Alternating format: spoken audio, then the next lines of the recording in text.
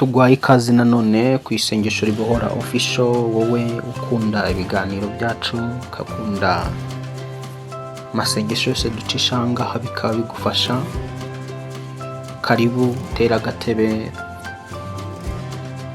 dutangirane kandi making sure ko dusozanya kugira ngo bashe gusobanukirwa icyo umwuka wera adutegetse kuvugana nawe cyangwa se kukwigisha.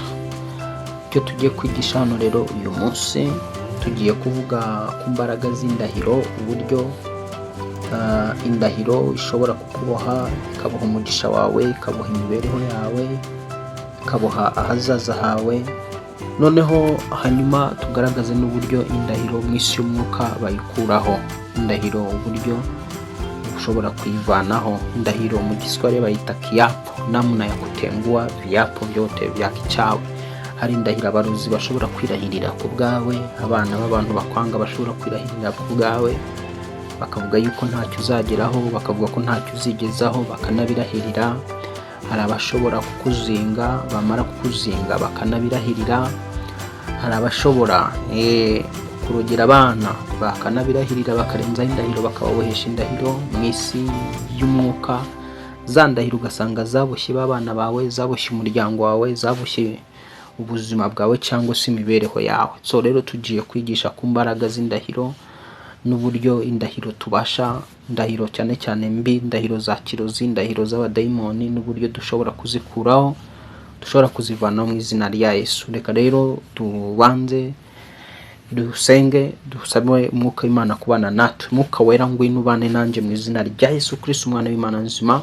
Mwuka wera manukira mu izina rya Yesu Kristo wapfuye akazuka, manukira buri wese uje hano ku isengesho ribohora mu izina rya Yesu Kristo usumba amazina yose, kugira ngo icyo tugiye kwigisha gifasha abantu benshi, abantu basobanukirwa, abantu bajijuke. Kandi mwami muri iri jambo, nyuma yo gusobanukirwa waravuze ngo nituguma mu ijambo ryawe tuzamenya ukuri kandi kuzatubatura. Nyuma yo kumenya uhita ubatura, uhita ubohora abantu, ubakure mu ndahiro zose zaboshye buri wese wo muri twebwe, zaboshye buri muntu wese uza hano ku isengesho ribohora official, katika jina Yesu. Indahiro zaherekejwe, zirahiriwe kubw'indwara, indahiro zirahiriwe kubw'ubukene uyu muntu afite, indahiro zirahiriwe kubwo kubura urubyaro bw'iki kibazo uyu muntu afite, indahiro yirahiriwe ku rubyaro rw'uyu muntu ko ntacyo rugomba kumukumarira, ko rugomba kwangirika. Izo ndahiro zose zize kwangizwa uyu munsi mu izina rya Yesu Kristo. Indahiro zirahiriwe ku mikorere y'uyu muntu, indahiro yirahiriwe mu izina rya Yesu Kristo ku gakiza k'uyu muntu, ku muhamagaro w'uyu muntu. Izo ndahiro zose mu isi y'umwuka, umuriro w'Imana uzitwike, ziveho, zisibwe n'amaraso Yesu Kristo, zisibwe n'ijambo ry'Imana, zisibwe n'isengesho tubuze gusenga. Urakoze mwami, ca mu ijambo ryawe ukora ibitangaza n'ibimenyetso ku bantu bose bagana iki gicaniro cy'isengesho rubohora mu izina rya Yesu Kristo usumba amazina yose, amen. Tugiye mu itangiriro igice cya 25, aho niho tugiye gutangirira. Itangira igice cya 25, turahera ku murongo waho wa 30. Reka dusome. Esau abwira Yakobo ati, ndakwinginze ngaburira ku bitukura utetse kuri ibyo bitukura byawe kuko nkoza. 31 akavuga ngo Yakobo aramusubiza ati, keretse twagura ubutware bwawe uyu munsi. Esau aramusubiza ati, ubuse koko ngiye gupfa, ubwo butware bumariye iki? Yakobo aramubwira ati, ndahira uyu munsi. Aramurahira, agurisha Yakobo ubutware bwe. Yakobo aha umutsima n'ibishyimbo yatetse, ararya aranywa, arahaguruka arigendera. Uko niko Esau yasuzuguye ubutware bwe. Hano urabyumva ikintu cyabaye hagati ya Yakobo na Esau. Bombi barabavandimwe. Abavandimwe rero bavuka kuri papa umwe na mama umwe, ariko umwe avuka ari mukuru nk'ibisanzwe, umukuru kuva kera, imfura mu muryango. Kenshi na kenshi murabizi ko ariyo yakundaga kuba yaba n'umutware w'umuryango. Uyu rero kuko Esau yari yavutse ari we wa mbere, niwe wabanje kuza, nivuga ngo rero yitwaga ko ari we mfura, niwe wagombaga kugira ngo aragwe umurage uva kuri se. Ariko uyu Yakobo akaba yari umuhanga ufite ubwenge bwinshi, yarebaga ubwo butware Esawu afite akabwifuza, akumva yuko ari ushaka kuzaragwa ibyase, ari ugomba kuzafata ubutware bw'umuryango. Kuko rero Yakobo yifuzaga ubutware bw'umuryango, byari biri mu mutima we, akifuza ko mukuru we atamutwara. Wowe ujya umangamanga, wowe ukunze kumva yuko abantu bo muryango ibiki nyine ukasa nkaho urangara, ukumva yuko abantu batakugiraho ikibazo, wo muvukana atakwiba umugisha, wo muvukana yakwiba umugisha mu maraso. Umuntu muvukana mu maraso yakwiba umugisha, umuntu muvukana mwaso no mwanyoko. None rero niba umuntu muvukana mwaso no mwanyoko ashobora kukwiba umugisha, ashobora kukwiba ubutware, wo hanze byagenda gute? Aba rero barabavukanye, bavukana mu maraso, wowe kaba wibwira yuko ubayeho nyine gutyo, urumva ko nyine nta kibazo ufitanye n'abantu, uri umuntu mwiza, uri umuntu. Hari abantu mbega badamaraye bari mwisi batazi, babumva yuko kuba nta muntu afitanye nawe ikibazo, kumva ko nta muntu nawe afitanye ikibazo ari amahoro. Uyu Esawu na Yakobo nta kibazo bari bafitanye, gusa cyari gihari, buri umwe yifuzaga gute, buri wese yifuzaga umugisha, buri wese yifuzaga kuba uwe hejuru kuruta mugenzi we. Noneho sasa nuko nguko rero Yakobo wumva ukuntu yabigenje. Yakobo yisigariye mu rugo arateka, amaze guteka uyu mukuru we yari umuhigi, aragenda ajya guhiga, aza yaburiwe nta kintu yafatishije, asanga Yakobo yatetse. Muri uko guteka asaba ibiryo Yakobo ngo arye. Esawu aramubwira ati ntabyo nguha keretse ntungurisha ubutware. Kenshi na kenshi Satani akunze gutegera abantu mu bibazo, dayimoni bategera abantu mu bibazo, myuka y'ikuzimu itegera abantu mu bibazo. Ujye uba maso igihe ufite ibibazo, ujye uba maso igihe ubona urimo uraca mu bihe bitandukanye bivuguruza ubuzima bwawe, cyangwa se wakati ambapo kunapita katika changamoto tofauti za dunia hii. Unakuwa makini sana igihe uri kubona urimo uraca mu bibazo, mu bintu bimeze nk'ingorane zo muri ubuzima. Ujye uba maso cyane, kuko ikiriya gihe niho ushobora kwibirwa ubutware, umugisha wawe. Isi y'umwijima iriba cyane. Umuntu yakwiba mu buryo bw'umwuka ntumenye ko yakwibye, kandi ubujura bwo mu mwuka ni bubi cyane kurenza ubujura buno bugaragara mu buryo bw'amaso y'umubiri. Kuko ubwo mu mwuka, iyo bakwibye ibintu mu mwuka, ibyo mu mwuka nibyo bibyara ibyo mu mubiri. Iyo bakwibye ibyo mu mwuka rero, mu mubiri usigara nyine utangira kubaho nyine nta na kimwe gikunda, kuko uba waribwa imigisha yose yo mu mwuka. Niki cyagiye dukomeje rero, kuko iki kigisho ni kirekire, ariko turagerageza kukigira gute, kugihina. Ndakimarayo cyose turageza kugihina. Noneho rero sasa dukomeje imbere gato, turabona ko umwana yaramubwiye ati kugira ngo nguhe ibyo natetse nuko ngurisha ubutware bwawe. Aho rero birakwereka ko mu isi y'umwuka habaho kugura ubutware bwawe. Urugo rwawe barugura, amahirwe yawe bayagura, urubyaro rwawe rwagurwa, yes, ingendo zawe zagurwa, ukuboko kwawe k'ubucuruzi kwagurwa, business yawe bayigura utabizi, cyangwa nawe ukaba wanayigurisha utabizi. Wagurisha business yawe, wagurisha urugo rwawe, wagurisha umugore wawe, wagurisha abana bawe, wagurisha ubworozi bwawe mu isi y'umwuka. None uhereye igihe wabigurishije utabizi, uzorora byange, uzagira icyo ukora cyange, kuko nyine waragurishije, abarozi baragufashe, wisanga wabagurishije ibyawe. Ndagusengera mu izina rya Yesu kugira ngo ibyo wagurishije bikugarukire, ndetse n'uwabiguze abirekure mu izina rya Yesu mu isi y'umwuka. Dukomeje rero, nzategura isengesho ryihariye ryo guhangana n'ibyo bintu ndishyireho. Hanyuma iyo dushyiraho isengesho nka ririya, tuba tugamije kugira ngo n'abantu tubigishe gusenga. Nyuma y'uko usobanukiwe kuboshywe n'indahiro, none ukaba wamenye n'uburyo bwo gusenga urayikuraho gute. So nyuma rero y'inyigisho tuzategura isengesho ryihariye.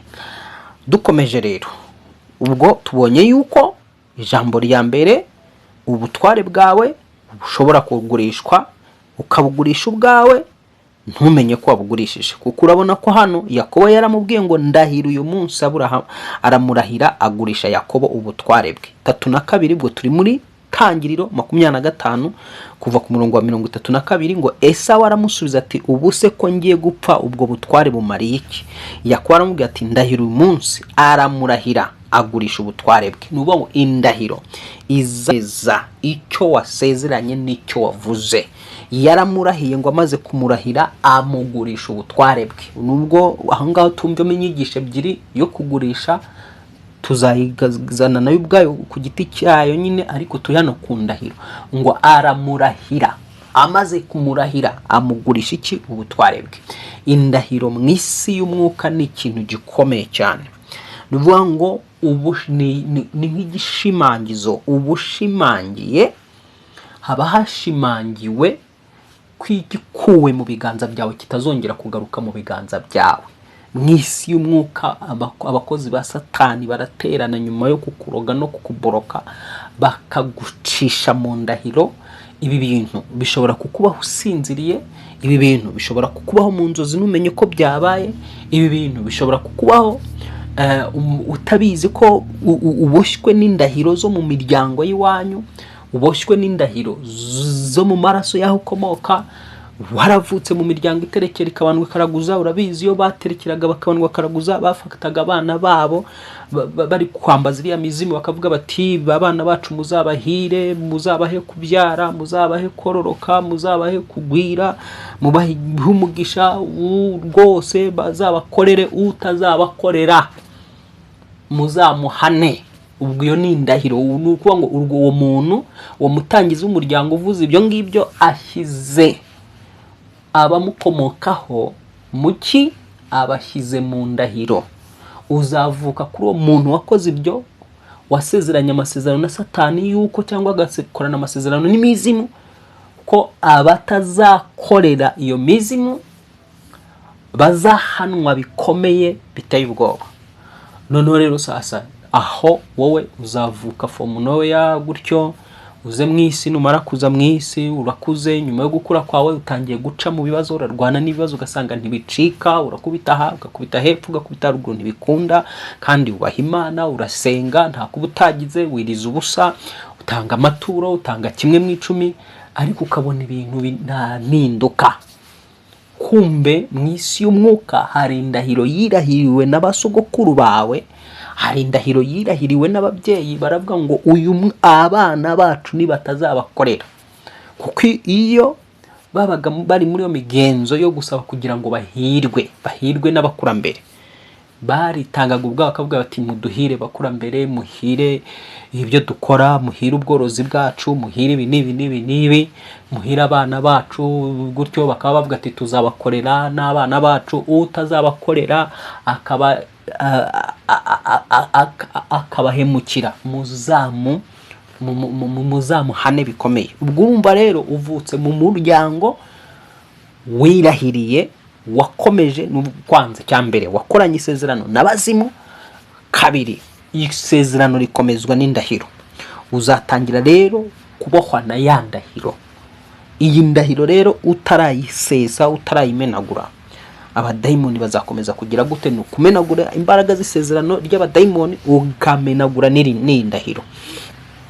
Dukomeje rero tubonye yuko mu ndahiro umuntu agurisha ubutware bwe. Amara kugurisha ubutware bwe akagurisha ejo hazaza, akagurisha nuvuga ngo umuryango wawe wakugurisha utabizi, wabara kugurishije mu isi y'abarozi utabizi, wabara kugurishije mu isi y'abadayimoni, warakugurishije mu mizimu, mu bakurambere, mu myuka y'abakurambere bapfuye, barakugurishije mu isi y'abapfuye, mu bazimu utabizi. Kandi hari indahiro yirahiriwe yuko nudakorera iyo mizimu igomba kuzagira gute? Kuzakubabaza.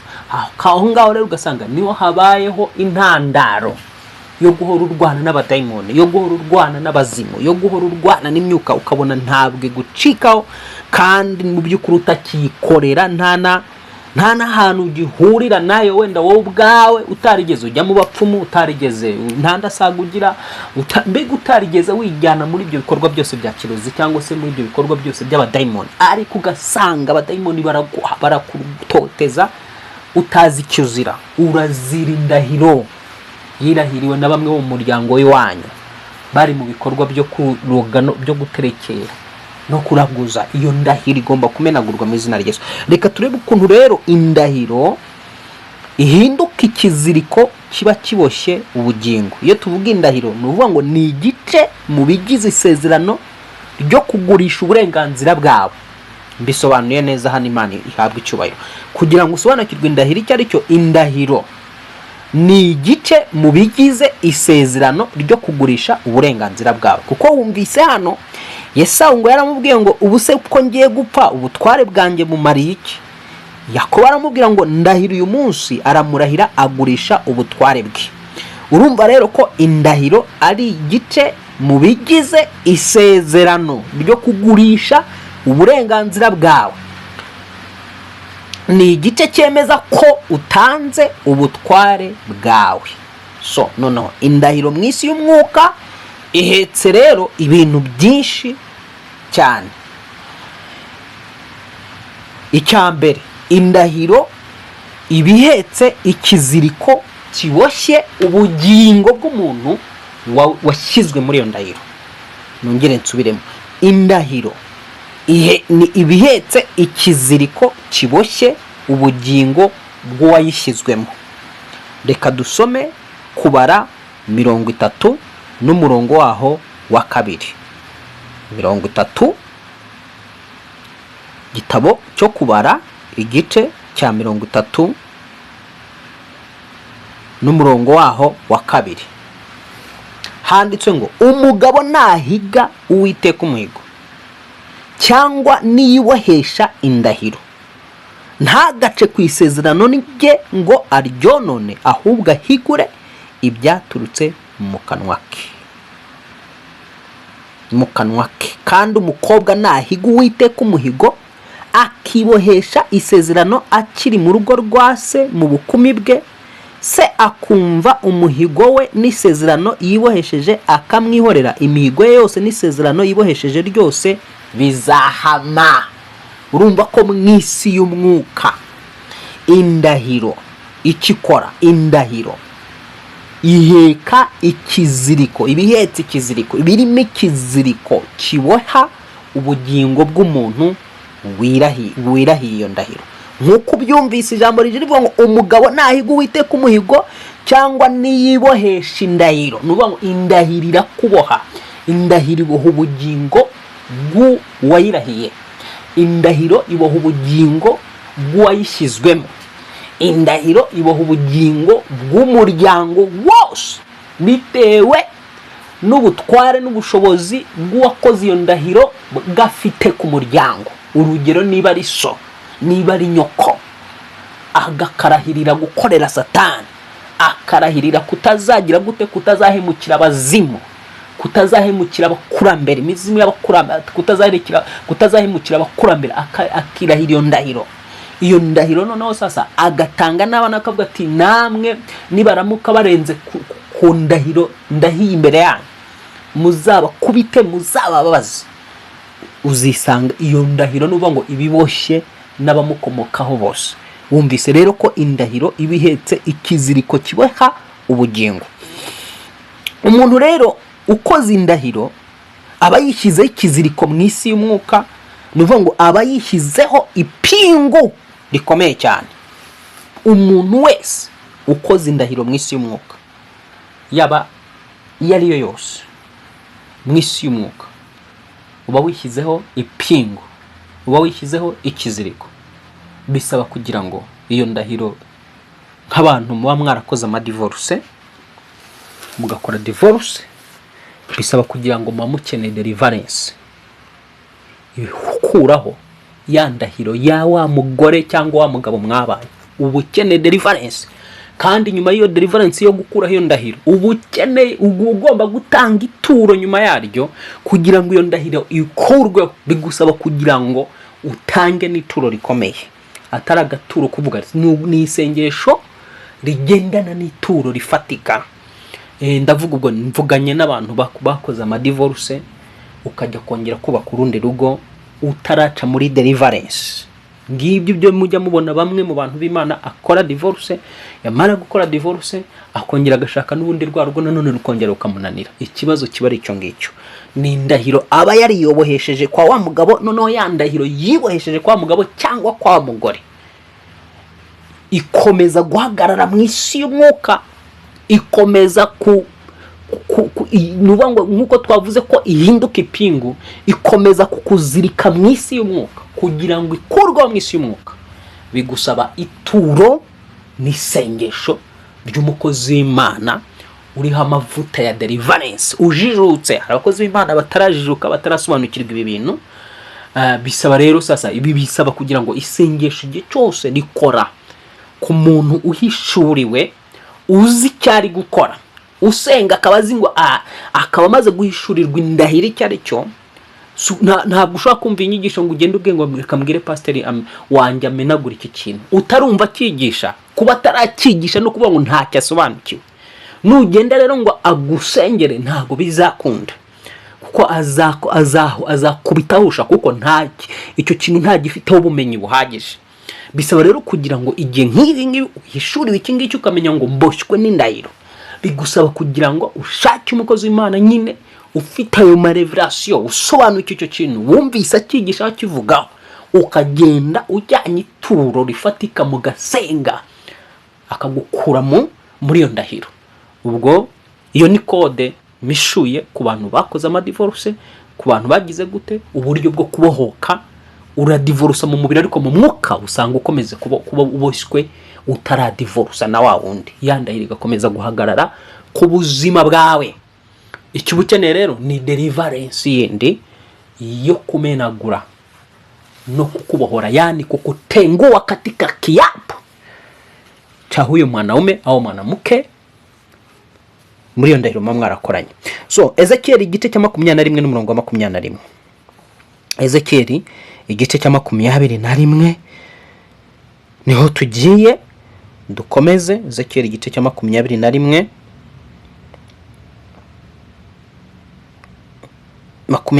Ezekiel igice cya 21 n'umurongo wa 21 kugeza ku murongo wa 27 handitse ngo 21 kuva ku murongo wa 21. Reka mbasomere ngo kuko umwami w'Ababuloni yahagaze mu mahuriro y'inzira, aho izo nzira zombi zitangiriye, kugira ngo araguze, akazunguriza imyambi hirya no hino, akaraguza terafimu, kandi akareba no mu mwijima wo mu nda. Maze ukuboko kwe kw'iburyo niko yerekeje Yerusalemu ngo yishyireho imigogo y'urwicundo yo gusenya inkike z'amabuye, akasamira abazahatsindirwa, akavuza induru, agashyiraho n'imigogo yo gusenya amarembo, akaharundaho ibyo kuririraho, akahakikizaho ibihome. Nyamara bizakubera nk'indagu z'ibinyoma mbere y'ababarahiye, ariko azabibutsa igicumuro cyabo kugira ngo bafatwe. Nicyo gituma Uwiteka umwami Uwiteka avuga ati kuko mwateye gukiranirwa kwanyu no kwibuka mu bicumuro byanyu, ngo kuko tugeze ku murongo nyine wa 25 kugeza ku murongo wa 24. Ngo nicyo gituma umwami Uwiteka avuga ati kuko mwateye gukiranirwa kwanyu no kwibukwa, mugatwikurura ibicumuro byanyu, bigatuma ibyaha byanyu bigaragarira mu mirimo yanyu yose, ubwo mwibutswe muzafatwa ukuboko. Nawe uwakomerekejwe uruguma rwica, wa mwami mubi wa Isiraheli we, wasohoweho n'umunsi wawe mu gihe cy'imperuka, uzahanirwa ibibi byawe. Reka wenda ngarukirize aho ngaho, ariko umurongo twari tugiye, sinzi niba ibyo dusomye mu byumvise. Kuva ku murongo wa 21 batweretse umwami w'Ababuloni uburyo ngo yahagaze mu mahuriro y'inzira. None ngo aho yari ari mu mahuriro y'inzira, ubwo urumva ko yari ari mu gikorwa cyo kuroga, ngo aho inzira zombi zitangiriye, ngo kugira ngo araguze, yagiye kuraguza, ngo atangirira kuraguriza aho inzira zombi zihurira, kuko yifuzaga gutera umurwa w'i Yerusalemu. Yifuza guterwa umurwa w'i Yerusalemu, nuvuga ngo rero kugira ngo awusenye, mu rwego rwo kugira ngo mbere yuko awataka ngo awusenye, abanza kujya kuraguza muri uko kuraguza arimo arashaka intsinzi mu isi ya kirozi cyangwa mu isi y'abadayimoni, akora imigenzo, ahagarara ngo mu mayira abiri atangira kuzunguza iki? Imyambi. Uko yazunguzaga imyambi, uko ngo yazunguzaga imyambi, ngo yaraguzaga ngo akazunguza imyambi hirya no hino, akaraguza uburozi bwitwaga terafimu, ngo kandi akareba no mu mwijima mu nda. Nuba mu isi y'umwuka ngo yabashaga kureba no mu mwijima wo mu nda, akareba uko urugamba ruzasozwa, akareba uko ruzaba ruhagaze. Ndanyankubwiye ngo mu isi ya kirozi barabona, murozi arabona cyane, arakuraguriza akabona. None ngo rero muri aya mayira biraho yarari nyine arimo araraguza azunguza, ngo ni nako yavuzaga urwamu n'induru, ngo agashyiraho n'urwicundo. Noneho mu isi y'umwuka yagendaga arimo arapanga no gusenya inkike z'amabuye, noneho ngo akazajya avuza n'induru muri iyo muhango yari arimo nyine yakoreraga mu mayira abiri. Ariko Uwiteka noneho ngo muri uwo muhango, urumva ukuntu iyo dukomeje tugasoma ku murongo wa 23, Imana iravuga ngo nyamara ngo bizababera nk'indagu z'ibinyoma. Iby'Imana yabonaga umwami w'i Babuloni yari arimo, yabonaga ko amaherezo n'ubundi bizababera ibinyoma, ngo imbere y'ababarahiye. Urumva ko nyuma yo kuraguza no gukora ibyo byose barenzagaho indahiro. Urumva ko Imana ivuze ngo bizababera nk'indagu z'ibinyoma imbere y'ababarahiye. Kuko imihango ya kirozi, ibikorwa byose bya kirozi bigenda iyo bimaze gukorwa, barimo barakora isezerano ryo kukuboha, barimo barakora isezerano ryo kukugirira nabi, barenzaho indahiro bakarahira. So nkuko rero twababwiye, twatangiye twereka ko indahiro ari igice cy'ibigize isezerano ryo kugurisha ubutware bwawe, urugo rwawe, urubyaro rwawe, ubutunzi bwawe, inyenyeri yawe, umuhamagaro wawe, domene yawe, ikintu icyo ari cyo. Indahiro ni ikintu gikomeye cyane. Noneho sasa ibyo byamaze gushyirwa mu isezerano ry'uko nta kintu uzageraho, gushyirwa mu isezerano ry'uko nyine ugomba gusufurira hano mu isi, harenzeho indahiro nk'uko tubisomye.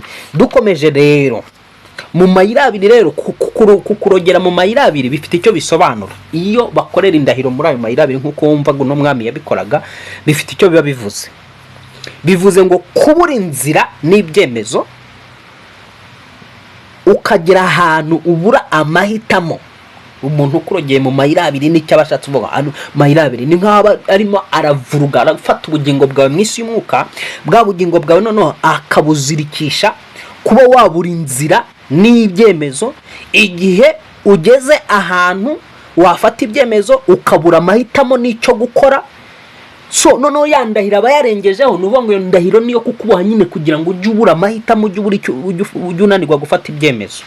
Nuvuga ngo urugero rwa hafi, niba ugeze nko mu kibazo uzi ko kwiriza ubusa no gusenga byakugirira akamaro, byagufasha kubohoka, uzi ko gutanga ituro ryo kwibohora bishobora kugufasha, noneho bikarangira bikunaniye gufata ibyo byemezo, bikarangira bikunaniye gushyira mu bikorwa ibyo bintu, uwo muntu ni ukuvuga ngo rero nicyo bisobanuye.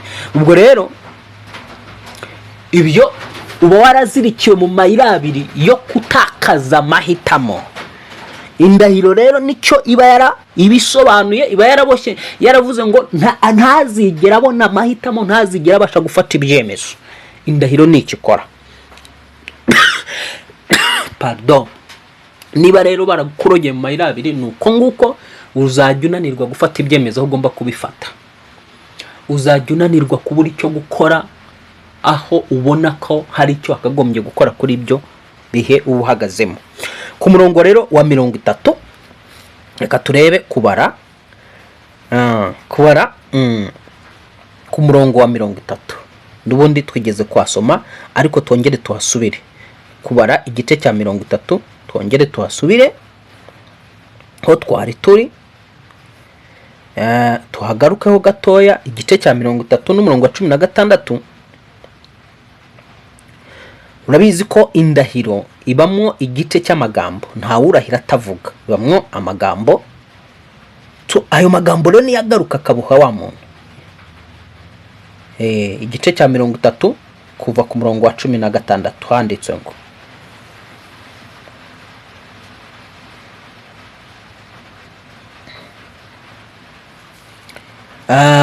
indahiro igice cya kubara igice cya 30 kuva ku murongo waho wa 10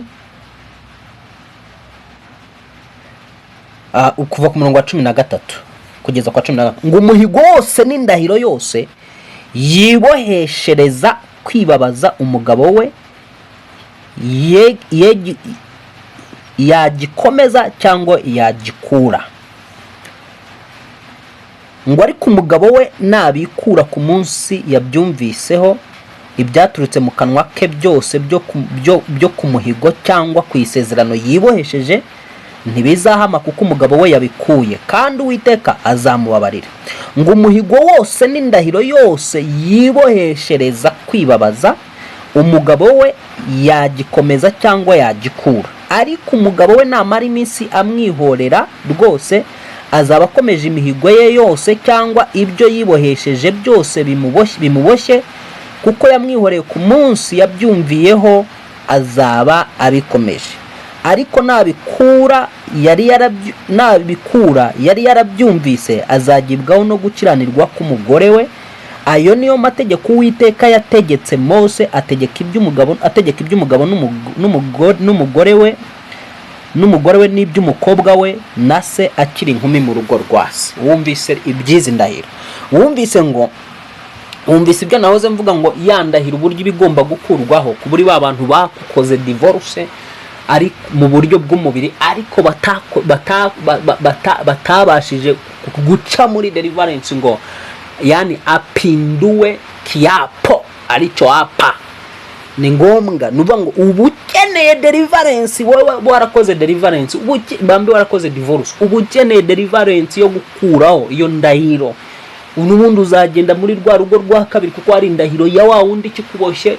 Abadayimoni bashingira kuri iyo ndahiro bakubuza amahoro, n'ubundi birangire rwa rugo narwo rukubihiye. Ibi rero nabyo bigendana nanone no ku bantu baba baragiye baca mu bintu byo gukundana, n'icyo ugakundana n'umuntu, wamara gukundana n'umuntu mukiyemeza yuko mutazahemukirana, mukiyemeza yuko mutazatandukana, nyuma noneho sasa bikaza kuba ngombwa ko umuhungu ashatse undi mukobwa cyangwa umukobwa ashatse undi mugabo. Ya ndahiro ya wa muntu mwakundanye imbere mu isi y'umwuka irakomeza, izagukurikirana wisange muri rwa rugo n'ubundi ugiyemo nta mahoro ubonye. Izo uwo muntu naba akeneye deliverance yihariye, kandi nyuma y'iyo deliverance nabivuze ngo utanga iherekezwa n'ituro rifatika, herekezwa n'ituro sagaturo kuvuga ngo tuye 2,500 n'ituro, kugira ngo indahiro ni ikintu gikomeye, ntabwo gikurwaho n'amagambo gusa. Urasenga ariko buri ituro riravuga, amaturo arasakuza akavuga rikakuvuganira. Ijambo ry'Imana riravuga ngo amaturo y'umuntu niyamuharura inzira kamukandagiza ubwami. Turo ry'umuntu niryo ngo rimuharura inzira rikagira gute rikamukandagiza ubwami. Usenga adakora, buri umuntu usenga atanga n'ituro, isengesho rye riyirukankira cyane gusubizwa vuba kurenza, rikazana rezilita kuruta rya wa wundi usenga mu kanwa gusa nta kindi ari amagambo gusa nta cyakora. So nuba ngo rero sasa Imana ikurikirana amagambo umuntu wese avuga. Nangaha wumvise yuko Imana muri iki cyane tudusomye, wumvise ko Imana ikurikirana amagambo umukobwa avuga akiri mu rugo, akiri mu muryango, cyangwa umusore yavuga akiri mu rugo, akiri akiri mu rugo iwabo. Muri iki gice cya 30 kuva ku murongo wa 16 wumvise ko nyine amagambo umukobwa yavuga amuboha, amagambo umuhungu yavuga amuboha. Igihe se yumvise ayo magambo umwana ari kuyavuga, wewe wa mubyeyi we, waba uri umugore waba uri umugabo, ntuze ngo ugire gute utengue yale maneno mtoto ambaye alikuwa anakiri. Uvano ya magambo wa mwana avugaga, wa mukobwa yavugaga, wa muhungu yavugaga, ayo magambo wayemeye, ibyo bintu iyo ndahiro aba yirahiriye uba wayemeye. Ni ukuvuga ngo rero uwo mwana nayirengaho ngo azagibwaho n'iki n'urubanza. Niko iki gitabo cyo kubara igice cya 30 hatubwiye. Bisa rero kugira ngo uze ukureho ya ndahiro na ya magambo yose uba wirahiriye mu isi y'umwuka. Indahiro rero iboha ubwenge, iboha amahitamo, iboha imigambi y'umuntu, ikaboha n'intego ze. Ni ngombwa ko igomba gukurwaho mu isi y'umwuka. Ifata ubugingo bw'umuntu. Niyo mpamvu bamwe iyo bashoje akazi basinye kontra bananirwa kubona akazi. Akandi uzareba aba bantu ujya mu kazi ugasinya kontra, ya kontra yawe ikarangira, usasanga rimwe na rimwe kugira ngo ubone akandi kazi bikugoye igihe uvuye mu kandi kazi. Nuba ni ya kontra warasinye, ni ya ndahiro warakoze ibikigukurikirana. Abandi bakora divorce nkuko narindimo mbivuga, ugasanga nubundi n'urugo binjiye mu rwa kabiri nta kintu gihindutse, nta kindi. Abandi ugasanga cyangwa se birangiye abuze n'umugabo burundu, niba wifuzaga kongera ngo ongere ushake uri umugore ukiri muto, cyangwa se niba uri umugabo ukiri muto ugasanga birangiye bikunaniye gushaka. Nta kindi, nizo ndahiro ziba zibaboshye. Ukeneye deliverance kuko uba waribohesheje iki? Ntabwo aba bantu baba bazi yuko bibohesheje indahiro mu isi y'umwuka. Amahirwe yabo yose bakaba barayabohesheje ya ndahiro mu isi y'umwuka. Ugasanga ubugingo bwabo bwarambuwe ayandi mahirwe ya kabiri, kuko nyine bantu batigeze baca muri za deliverance yo gusenya indahiro. So indahiro rero igira uyihagararira. Ntabwo indahiro gutyo ngo igihe cyose habayeho indahiro hari amashitani mu isi ya kirozi azagahagararira ya ndahiro kugira ngo igumeho ntizabashe kuvaho. No mu Mana ya ndahiro hari abamarayika bayihagararira. Reka dusome Abaheburayo, ibyo mvuze niho tugiye kubibona. Igitabo cy'Abaheburayo igice cya 7 n'umurongo wa 21. Abaheburayo igice cya 7 umurongo wa 21 handitswe ngo, dore Abalewi bahawe ubutambyi ari nta ndahiro, nyamara iyabuhaye uwo yararahiye imubwiye iti Uwiteka ararahiye kandi ntazivuguruza ati uri umutambyi iteka ryose.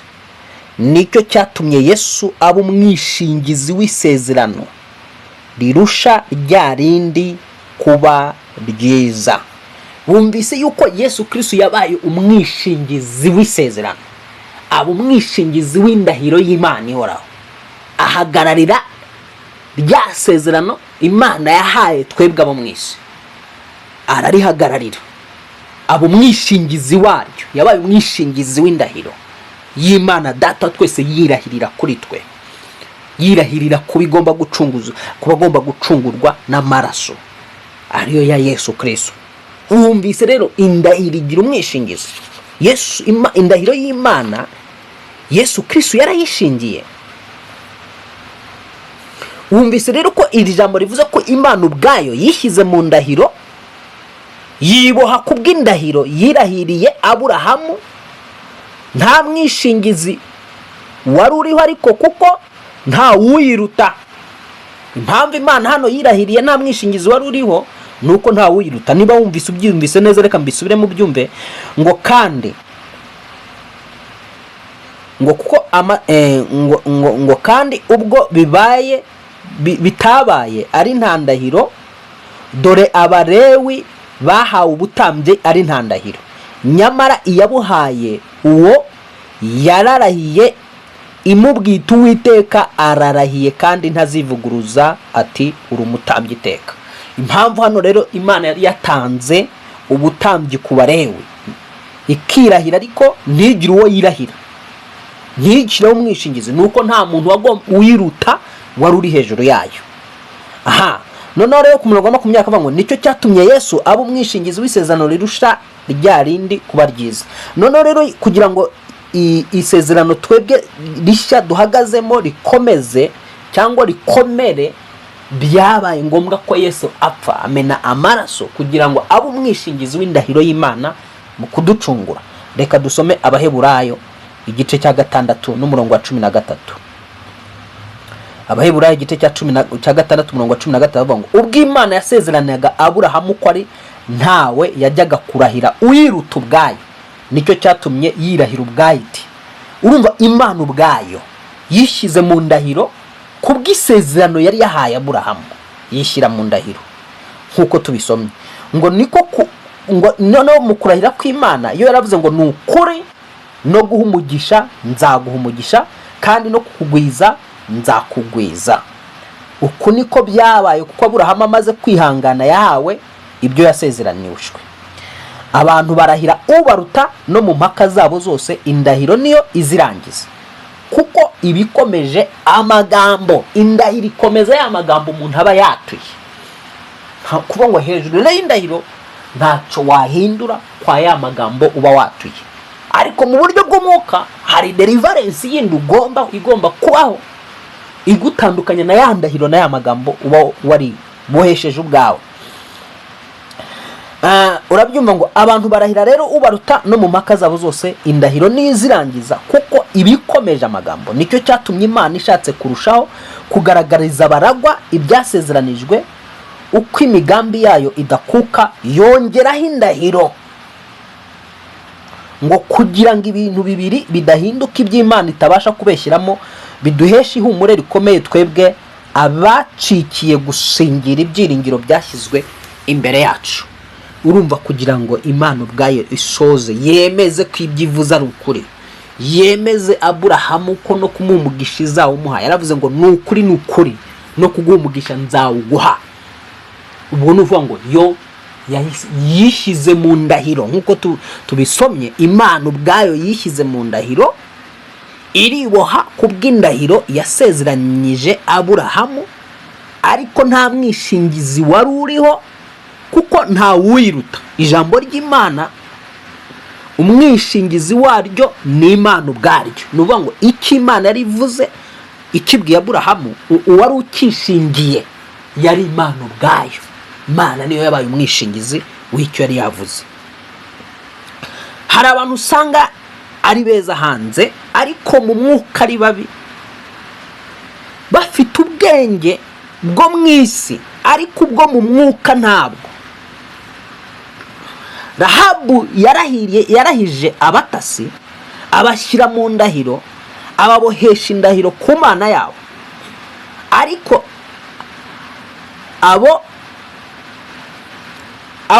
abona uko abagirira neza. Yifuzaga kugira ngo ineza abagiriye bazayimwiture, kuko rero yifuzaga kugira ineza. Urumva nubwo Rahabu yari mubi hanze, Rahabu yari indaya, ariko mu mwuka afite ubwenge budasanzwe. Abwira abatasi bari baje gutata Yeriko, amaze kubahisha. Noneho nyuma yo kubahisha abasezereye basubiye muri Isiraheli, arabwira ati mundahirire yuko twamenye yuko Imana izabaha kino gihugu, twamenye neza yuko iyi gakondo yacu Uwiteka amaze kuyashyira mu biganza byanyu, ariko mundahire ko mutazanyica umunsi muzamuje gufata kino gihugu, ndetse ngo munyicire umuryango. Bari abatasi baramurahirira, baramubwira bati nitukwica Imana yo mu ijuru izabiduhore bikabije. Icyakora bamuha isezerano, baravuga ati ugende uzafata agatambaro gatukura ugashyire ku nzu yawe, mu gihe tuzaba turimo turasenya Yeriko, wowe n'umuryango wawe tuzabasha kuwukiza. Indahiro yaje kurokora nde? Yaje kurokora Rahabu. Hari abantu usanga koko bafite ubwenge bwo mu isi, barize, ariko mu mwuka nta bwenge bagira. Ntibafite ubwenge bwo mu bumana, ntibafite ubu ni ubwenge nguhaye. Wibazaga n'iki cyari kiri kujya imbere mu buzima bwawe. Hari indahiro ikeneye kumenagurwa ku buzima bwawe.